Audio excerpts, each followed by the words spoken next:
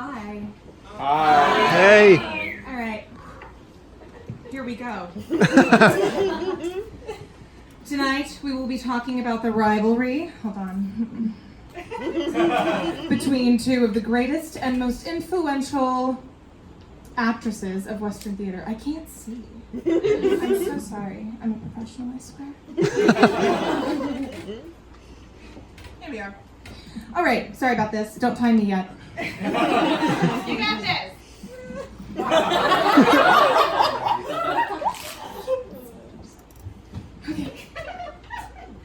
Okay, we are going to be talking about two of the most influential actresses and of Western theater, Eleanora Duse and Sarah Bernhardt. They revolutionized acting and celebrity culture in Europe and the Americas in the late 19th and early 20th centuries. Until Bernhardt and Duse came along, theater was much more of a social experience. It was a place to see and be seen. You could find audience members socializing, making deals, and conducting all sorts of other business during performances. And acting was quite wooden and stylized. Actors played archetypes. They had shrill voices. Emotions and actions were codified using tableau blocking, as you'll see here on the right side of your screen. Good acting was indication over emotion, working from the outside in. It was how great an actor spoke while beautifully holding a specific pose. Actors were praised for their athleticism more than their emotions. Sports. Passive proclamations and poses from the stage were what audiences expected until Sarah Bernhardt came along. I'm sorry, I was pandering.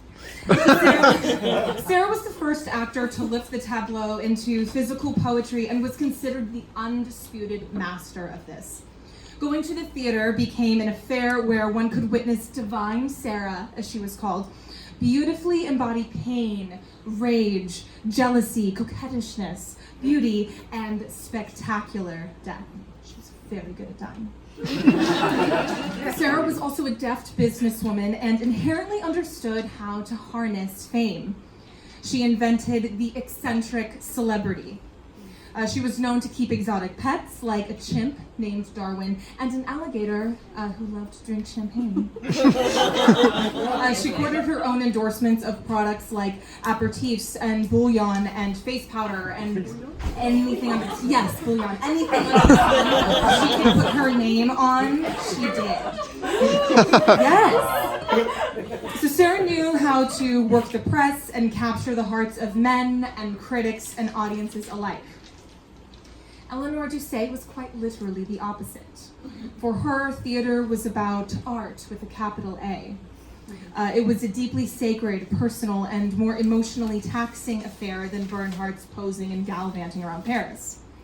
La Duse, as she was called, broke all the rules of theater. 1, she turned her back on the audience. 2, she walked and talked. Blasphemy. And sometimes spoke sotto voce. Yeah, I know. Inside out acting just came naturally to her. She was into mysticism and believed an artist's job was to dissolve the ego and become a channel for the realm beyond. Sarah Bernhardt and Eleanora Duse were not always rivals, though. For one, Duse was 14 years younger than Bernhardt. She had even looked up to Bernhardt at one point. On Sarah's first tour through Italy, a 22-year-old Duse mouthed the words from her seat, watching Bernhardt perform Camille. It was a romantic melodrama about a consumptive courtesan. No less than 12 years later, Bernhardt would see Duse perform the same role. Although her reaction to the performance was never specifically recorded, Sarah didn't perform Camille for 2 years after seeing Duse. Sort of. Although their varying interpretations of Camille later became a major focus of their rivalry, it was not the inciting incident. So let's get into it. The first blow came when Eleanora's close playwright friend, Giuseppe Giacosa, announced that he would be writing a play in medieval verse for none other than the French star Sarah Bernhardt. Giacosa was one of few Italian playwrights working in the budding realist style. He and Duse had collaborated before, but now he wanted to ditch her for an aging and bygone star.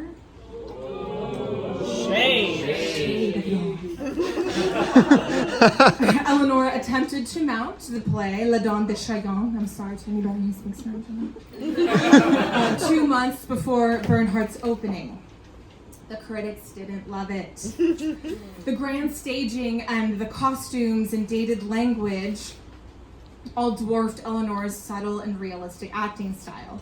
But amid feeling threatened by a huge star and disappointed that her friends sold out, Duse failed to realize one thing. By choosing to work with Giacosa, Sarah was validating the realist movement and therefore Eleanora's growing popularity. It was on. And it's true. Despite thinking realism or verissimo, I don't speak Italian either, was a fad that her talent, style, and celebrity would outlive, Sarah absolutely took notice of the young Duse and how young audiences in the Americas were falling in love with truth on stage. Fun fact, Americans inadvertently coined the term doozy. The mispronunciation of the Italian Duse now means something outstanding and thoroughly unique.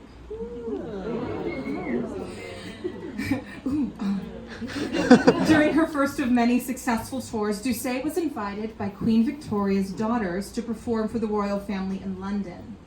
This stung Sarah more than Duse would realize.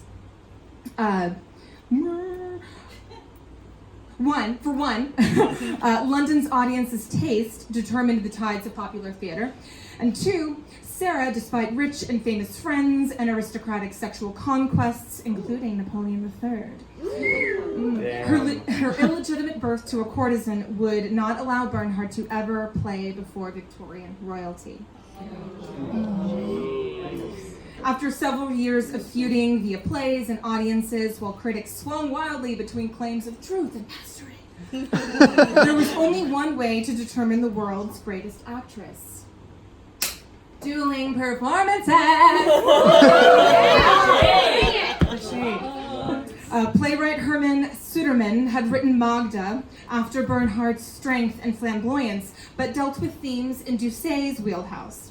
A young woman becomes pregnant and walks out on her abusive father to become a singer.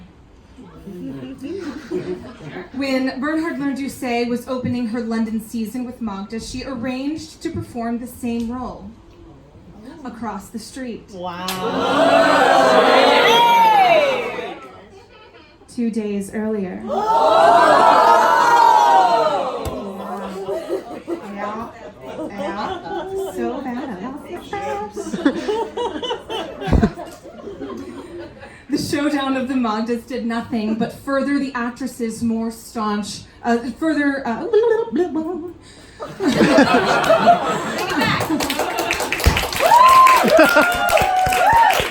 Verissimo.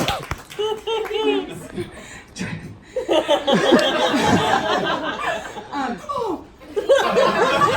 Oh my God! Wait. Where were we, guys? Yes. Truth. I'm really, way more professional. You're doing great. Here we are. So the showdown of the Magdas did nothing but further entangle the actresses as more staunch adversaries. Their critics and admirers entrenched themselves deeper with claims of Sarah as still the greatest living actress or an egoist. And Eleanora blowing them away with her real blushing on cue or being indulgent and repetitive. Now that everyone was fully in each other's lanes, Duse and Bernhardt's cultural impact was beginning to reflect in the feminist and suffragette movement. Sarah Bernhardt was an excellent living example of the new woman. She was the first woman to ever start and run her own theater company with her own money. She engaged in French national politics as both a representative and suffragette in the movement, and in a kick-ass, anti-ageist, radical feminist move, she took on the role of Hamlet at the age of 55. The first production ran for 4 years. Her performance was controversial and absolutely legendary, and would set the precedent of women playing traditional young men's roles to this day. You're welcome, Ruth Negga. But Eleanora lived in the imaginations of female audiences. She was able to reflect their innermost impulses and fears and desires in famous characters like Magda and Nora in Henrik Ibsen's Doll's House. Ibsen, in fact, named Nora after Eleanora. And it was Duse, though not political and very much a recluse in her own life, who would become the day's feminist champion. Yes. Yay! Duse then added insult to injury when she accepted an offer from, these are messed up, okay. From Jose Sherman, Bernhardt's longtime manager. And went west on another American tour. While Eleanora was overseas, Bernhardt was approached by Duce's longtime lover and artistic collaborator, Gabriele D'Annunzio. Mother. Wait, what? Sorry, my bad. There's Ibsen and Duse. Nora, Eleanor. My bad. I'm so sorry, everyone. Jose Sherman. Yep, here we are. Great. Yeah. Okay, this fucking guy. Great. If you ever have an Odd Salon fuckboy, call me. I have stories. Meet me at the bar later because, oh my god. I'm just gonna tell this one story though. D'Annunzio and Duse had made a pact of exclusivity to one another. They could take other lovers, but he would write exclusively for her, and she would exclusively perform his plays. A poet first and untested playwright second, D'Annunzio realized upon finishing his first play, The Dead City, that his romantic style wasn't suitable to Duce's pauses. He needed Bernhardt's poses. Duse returned to Europe to find not only had D'Annunzio slept with someone she knew, but that he betrayed their artistic pact, capital A. Duse chose to mount her own production of The Dead City in Italy. Bernhardt's French performance did little to charm audiences, but Duse, who knew D'Annunzio inside and out, changed the blocking of the play's final moments more akin to her style, and audiences loved it. After stealing one another's lovers, playwrights, role as muse, managers, critics, and audiences, there was only one thing left for these icons to do. Kill each other. Meet. In 1897, Duse was looking for a venue for her Paris debut. Her writer friends went on a PR campaign praising French theater and Sarah Bernhardt, so Eleanor's performance as an underdog would make that much more of an impact. Sarah called their bluff and publicly and generously invited Duse to perform at her theater as her protege. Shade. More like protege.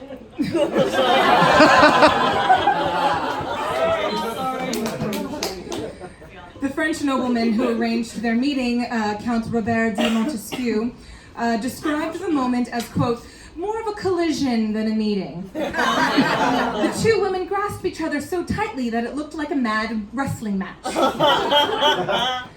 It was there that Eleanor declared she would be opening her season with none other than Alexandre Dumas-Fils' Camille, the role that had brought them both renown and fame.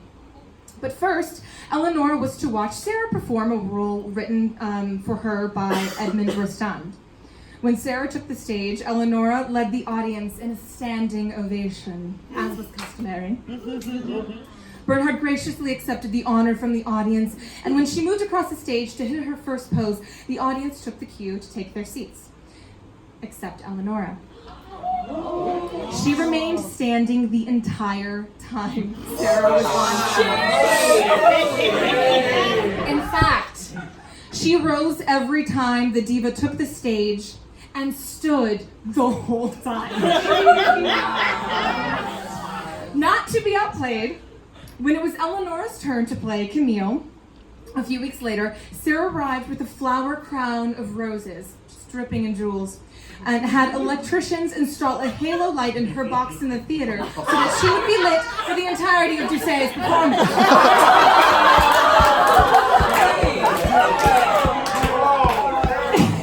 Not only that, but she gave Duse a small, cramped dressing room that forced the actress to exit into an alleyway and up a fire ladder to get to the stage. Eleanor tried not to let this throw her off, but her nerves got the best of her, and the performance was a flop. This didn't stop Bernhardt from singing the praises of her protege to the press who swarmed her after the performance. But Sarah wasn't on top too long. Duse had become ill from the exposure to the cold in the alleyway. And on her way to the stage, and had to extend her run in Bernhardt's theater. She also managed to get good press for her subsequent performances, while also taking a page from Sarah's book and speaking to the press between pitiful inhalations of steam by her bedside.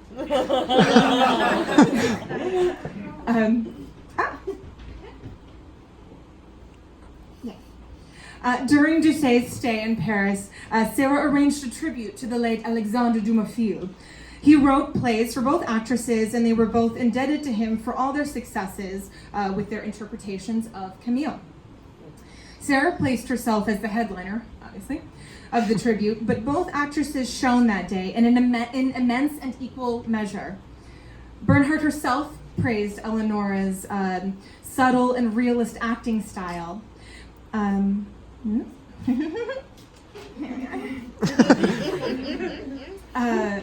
Bernhardt praised Duse her work as divine. The divine Sarah praised Eleanora as divine, while critics claimed Sarah gave the performance of a lifetime.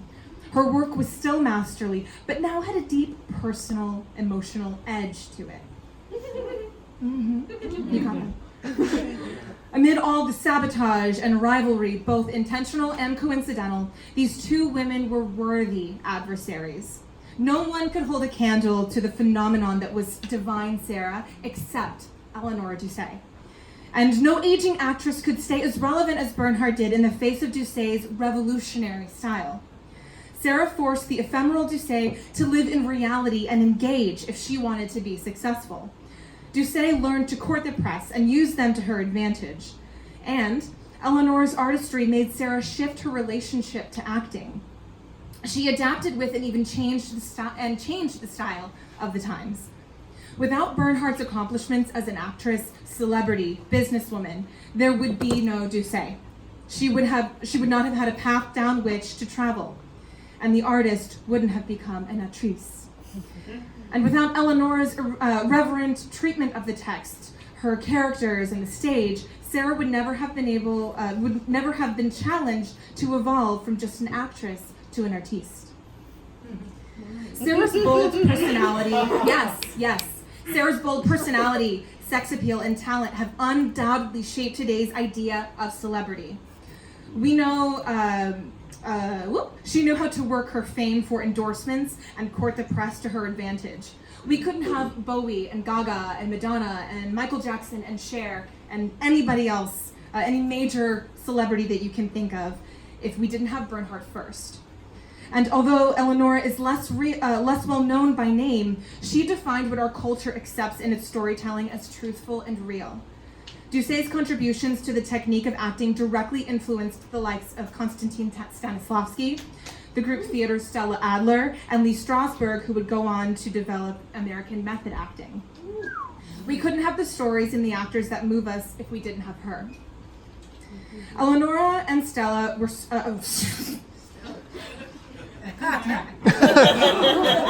strong, you got this. Sarah and Eleanora were strong, revolutionary women. They were fearless, never afraid of a fight, and followed their instincts, all else be damned. Theater, celebrity, acting, show business, stardom, and artistic truth are what they are today because of the clash and evolution of these two extraordinary artists and actresses. So, to keeping your enemies close and their strengths closer. Cheers.